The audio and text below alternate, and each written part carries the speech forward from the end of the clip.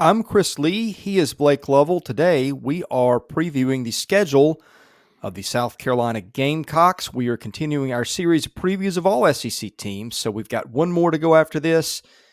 And Blake, South Carolina had one of the more surprising seasons in the SEC a year ago. I thought Shane Beamer did one of the better coaching jobs in the country.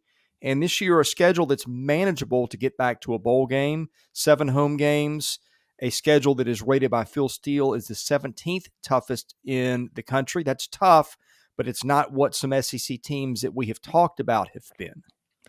Yeah, it's tough. Looking through it, I think it's certainly as we'll go through the schedule. Getting two SEC games in your first three, I think that's always a challenge, right? I think and it's probably outside the norm too. I think a lot of teams, as we talked about in these schedules, most teams are maybe you get an SEC game in week two or something like that for some teams, but mostly, it's kind of looking at those non-conference games early on, as we know as tradition. But for South Carolina to get go to Arkansas and then come back home against Georgia, that's a tough two games of your first three there. So not ideal, but after that is where things start getting interesting. They get A&M, which I think that adds to their strength of schedule, playing what is projected to be the second best team in the West, as well. And then of course, you got to go to Clemson, right? So it's not an easy schedule by any means. You said it, Phil still has it ranked 17th, but I wouldn't be surprised by the end of the year if this is even higher than that when you just look at kind of the teams they're going to play outside of their non-conference games. Yeah, when I'm looking at it, I'm thinking I might have guessed this as a top 10 schedule. I think what sort of It's the separates them a non-conference, I little bit. think. Well, it is. South Carolina State is not going to be one of the tougher FBS teams that SEC teams play. We've talked about other teams that are playing teams that are ranked even in the top 10 in the FCS. And now I know that shouldn't really matter that much because an SEC team should beat an FCS team, but that does factor into the calculus here. You've got some other things. You've got Vanderbilt on the schedule, which drags it down a little Yeah. bit. And you've got Charlotte, which is expected to be probably one of the 20 worst teams in the FBS. But goodness, you look at some tough games. You got Clemson, you got Georgia. But let's start with week one. Georgia State, a team that, boy, if you consider Georgia State a pushover, you might rethink that because State almost bit Auburn last year. And what was it, 2 years before that, beat Tennessee under Jeremy Pruitt. Georgia State rated the mid 80s in the 130 FCS, well, of the 130 FCS teams in terms of the computers in human rankings that I'm seeing. So that's a game Carolina should win. But again, State has made things miserable for some other SEC teams in the very recent past. Yeah, I was going to say, and what I said about the non-conference, that was in comparison to maybe other SEC teams that, Yeah. as we said, lead off with, an Oregon or a Utah or some of those that are going to immediately kind of bump up your strength of schedule. But yes, there's no denying playing at Clemson is going to be a challenge. Georgia State, like you said, is not necessarily going to be a pushover. The Charlotte South Carolina State game, sure, those are pretty much chalk them up as wins, but yeah, it is an interesting one, just given Georgia State's recent history in the SEC, playing teams, and yeah, I think that makes it intriguing in and of itself. But I also think it's one of those that we talk about. It's you never really know about. I don't think there's a lot to momentum necessarily carrying over from the previous season, but I think for someone like Shane Beamer and what he did in year one, I think this is one of those that you fully expect South Carolina to come out clicking and ready to go for this one. As we know, new quarterback situation, all of that. How are those adjustments made? But yeah, I think just seeing Georgia State there, knowing some of the recent games they've had against teams in this league, sure, you can't just look over it and say, all right, let's get ready for Arkansas. So Well, weeks 2 and 3, we have seen some SEC teams that is the piling up of the easy wins phase of the schedule. Not so with the Gamecocks at Arkansas and then Georgia at home. I don't know that any team in the country is going to have a tougher 2 game stretch in weeks 2 and 3 than will the Gamecocks. yeah, it's going to be a, a challenge because again, as of right now, your underdogs going to Arkansas. I don't know what the point spread would be in that one as it stands, but you're going to be an underdog in that game. You're going to be an underdog at home against Georgia. So, I mean, I think I don't want to say likely, but obviously your chances of winning at Arkansas are probably higher than winning at home against Georgia, at least you would think. Now, I say that, like we said, we think Arkansas is going to be pretty good. And Georgia, they've got to replace talent, but I'm not. I've seen some people talk about Georgia, and we're not going to turn this into a Georgia episode, but it's sort of, well, obviously, they've got a lot of talent to replace. Maybe they get off to a slow start.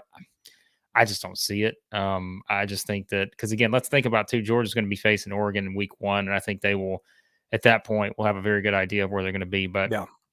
yeah, I mean, there's certainly, if you're playing at Alabama and then coming back home against Georgia, that's a tougher scenario, but probably not that many tougher scenarios, at least on paper. In terms of a 2-game stretch in the first 3 weeks, like I said, that's the thing here is they're playing these 2 games September 10th, September 17th, and I mean that's early for a team that, like we said, is still going to have a new quarterback and those kind of things. So not easy at all. Week 4, Charlotte. That's Will Healy's team. Charlotte, I think, was in a bowl last year, maybe, but done against a weak schedule. So again, Charlotte, what I'm seeing ranked around 115 in the FCS power rankings, indicating that's going to be one of the worst teams in the FCS, despite whatever the record may be. So that and the next one, South Carolina State, that is the breather portion of the Gamecock schedule before 6 games that I think ahead. Carolina, I'm not going to call them all toss-ups because I think in most of these we can say we know who's favored to win most of those ahead. But at the same time, I don't think it's impossible for Carolina to win or lose any of the games on the back half of that schedule. But this is the one where you've come off playing Arkansas and Georgia. Charlotte and South Carolina State should be certainly a breather between what's behind and what's ahead. Yep, I think so. And when you start to look at that, I mean, like you said, you look at the schedule. Kentucky is, that's going to be a challenge in Lexington just because it's there. I think the October 22nd coming off a bye game against A&M is one of the most, if not the most intriguing game on the schedule for South Carolina, in my opinion. And I know we keep bringing A&M up. It's like, I promise you, there are people who've watched our videos that probably think that, we got A&M going 3-9 or something. It's not true. Like, we're just saying It's the SEC, right. and And especially the SEC West. yeah, and I think that's the thing is you kind of look at A&M schedule and there are some interesting spots, and I think this is one of those in terms of. And again, we're playing the what if game as we've done with all these schedule previews, but it's like, let's say South Carolina does get off to a really good start. Let's say maybe they go 1-1. They beat an Arkansas on the road, or maybe shock Georgia. I said I'm not predicting that. I'm just saying these are things that if you want to kind of look at maybe where things are on October 22nd, maybe they get a big road win at Kentucky, those kind of things. I just think this one is very fascinating. If it's in College Station, maybe your opinion's a little bit different, but I think this one being in Columbia, October 22nd, that's kind of interesting. As things stand on July, in July as we're recording this, not maybe once we get to September and you're like, uh-oh, maybe South Carolina's not as good as we thought, or maybe it's the opposite. So yeah, I think this is it's a very interesting stretch of games here. Getting A&M at home, getting Missouri at home. So yeah, this is why I think you talk about the schedule starts to pick up. It surely picks up. At this point, kind of looking at going on the road to Lexington and then playing an A&M at home. So Well, I know you said you don't necessarily read last year's results into this year's games in so many words, but the interesting thing about that Kentucky game on October 8th, which again is in Lexington, South Carolina didn't become the South Carolina it would be at season's end until about the last 2/3 of the season. It played Kentucky early on and lost that game 16-10. So I don't know if there's something in the matchup because you would have thought, given the trajectory of the 2 seasons and where the teams were at that point, that would have been a Kentucky win in a more convincing fashion, although that game was in Columbia, so there's that. And then on the other side, you've got A&M, which blew the Gamecocks' doors off a year ago, 44-14. That said, again, that was before South Carolina really became what it wound up being. yeah, and I think that's where we did. That's what's the most interesting things when we look at these schedules is what's going to be that point in the season. We all know we're going to look back and we're going to say that was sort of the defining moment of their season, and it could be for good or bad, right? Like that's what we're gonna will always do that at the end of the season. There will be things you look back on, and what's that going to be for South Carolina? Like I said, I mean, I think that could either be early on against an Arkansas or Georgia, if you're just maybe, who knows? Or maybe it's kind of this stretch here where you're playing a Kentucky, A&M, Missouri, and I don't know, maybe you come out of that 2-1, right? And in some sort of fashion, and then maybe that's kind of the defining situation that leads you into this final portion of your schedule. Which, I mean, I tell you, three of their last four is going to be on the road here. When we look at this, they're at Vanderbilt, at Florida, at Clemson, and they've got the home game in there against Tennessee. I mean, that's not going to be easy by any means, but I think I think South Carolina's a better team than Vanderbilt, but still, I guess going on the road, you're always gonna have that discussion. But I still think South Carolina should be fine. But I mean, man, having to go to Florida, having to go to Clemson, then playing a Tennessee team that, say for the millionth time, I'm pretty high on coming into the season. Yeah, this is not an easy stretch there, especially those final three games there. I mean, look, let's be honest. You go 0-3 in those final three games, Yeah. or you could maybe pick up a big win or two, because those, I think, will be significant wins for any of those final three if you get them. So, Well, of the final 7 games, there's only 2 in which I think Carolina is decisively the better team. That's Vanderbilt. That one will be in Nashville. Carolina will probably have more fans in the building than will Vandy. And Missouri on October the 29th, that one in Columbia this year. And that's one of the more confusing games on Missouri's schedule from a year ago, because Carolina had just beaten Auburn. And then Missouri wasn't playing that well at the time. Maybe it was some kind of a matchup thing. I know Carolina was playing musical quarterbacks all year. I don't remember who was playing that one, but Missouri did win that game last year. So even in a game where I think Carolina would be favored, you've got the specter of losing to Missouri hanging over their head at that one, for whatever that's worth.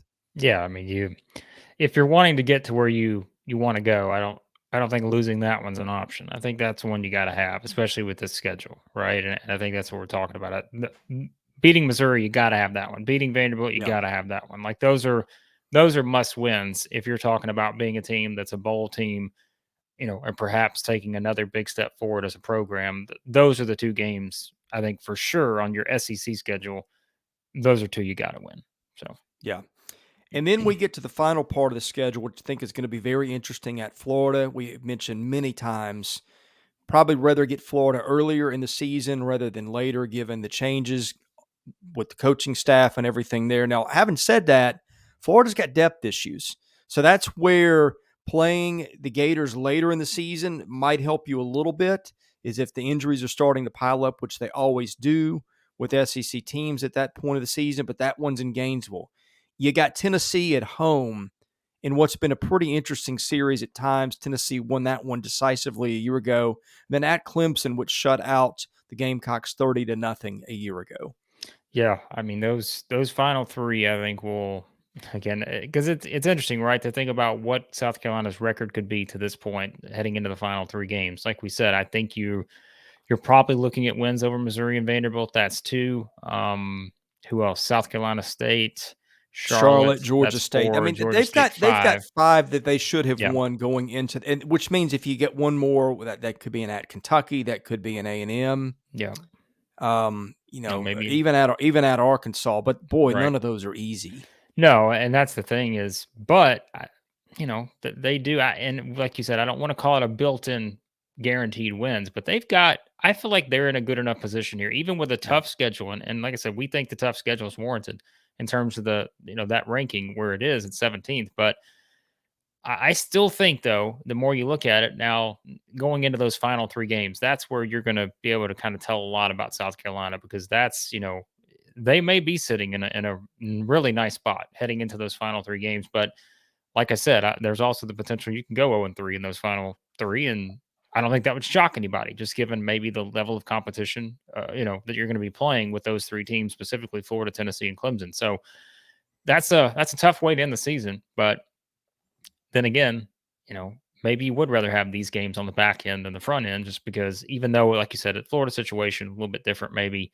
But I think anytime you play Tennessee or Clemson this season, probably going to be a tall task no matter what. But yeah, it's I'm that's the most curious thing for me is what's going to be South Carolina's record heading into these final 3 games, and then how do you perform in these final 3 with 2 of those on the road? So I'm going to call this a 5-7 schedule, and I don't mean 5 wins and 7 losses, but what I mean is 5 games in which I think Carolina should clearly be favored, and 7 in which they're probably an underdog. And the difference between those first 5, whatever the toughest game is in those first 5, which would probably be Missouri, and the easiest game in those other 7, which I don't know, could be at Florida, could be Tennessee, could be at Kentucky. I mean, they're all tough games. I think that there's a very clear distinction between